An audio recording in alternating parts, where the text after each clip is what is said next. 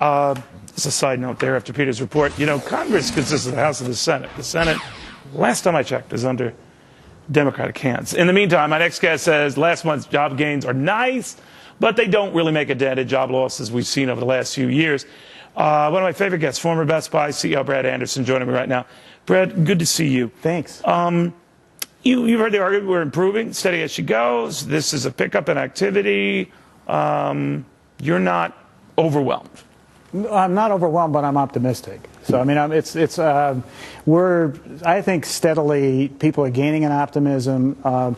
We came out of this with companies in very strong financial position, and I think the other thing's been going on. And what got you said something the last time you were here. What got them in that strong position is they were really ripping their balance sheet apart. They were cutting everything down, getting as clean, lean, and mean as they could. Well, it's like the president suggesting we need to have incentives to make your manufacturing more efficient. I mean, there's a ton of innovation going on in the society that drove a tremendous productivity. The companies did the opposite of what the president recommended. They figured out how to get very efficient and survive in a very structural way. Our government might have attempted now and then. That would have been great because that's the one cloud on the horizon. But without that cloud on the horizon, our companies are stronger than they've ever been. They got lots of cash. There's been a ton of innovation on business-to-business stuff they haven't invested in yet because they were being too cautious. If they get confident that the market is going to grow, then I think we're talking about a lot of B2B spending and things that could actually drive the economy. But the cloud is what we've got in terms of a kind of a irresponsible level of government spending. All right, but we have had that pickup in activity that you alluded to. Do you think it continues? I mean, because you could argue that they've got, brought themselves to the point now where they are that so lean, so mean, so ready and poised to go, they're ready to go. I think they are.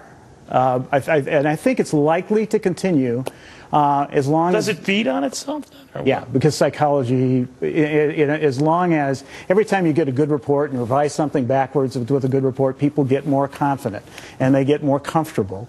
And as that happens, and what wasn't true, hasn't always been true, is if you got more confident, you had a rational thing to do with that confidence.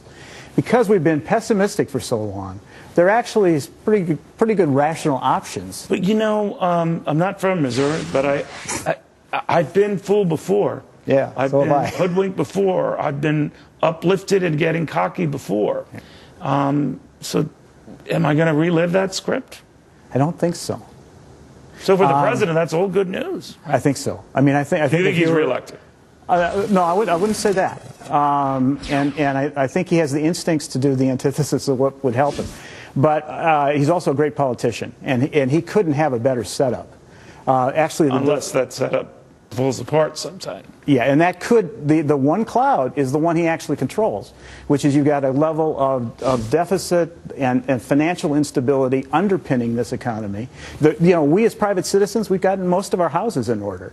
Business has got its house in order. The one place that's not in order is our government. Well, wouldn't that be a kick in the hiney, though, if the pickup from guys like you and some of your past, present, future CEOs help the economy grow, help generate revenue, help get some of the problems off the government's back.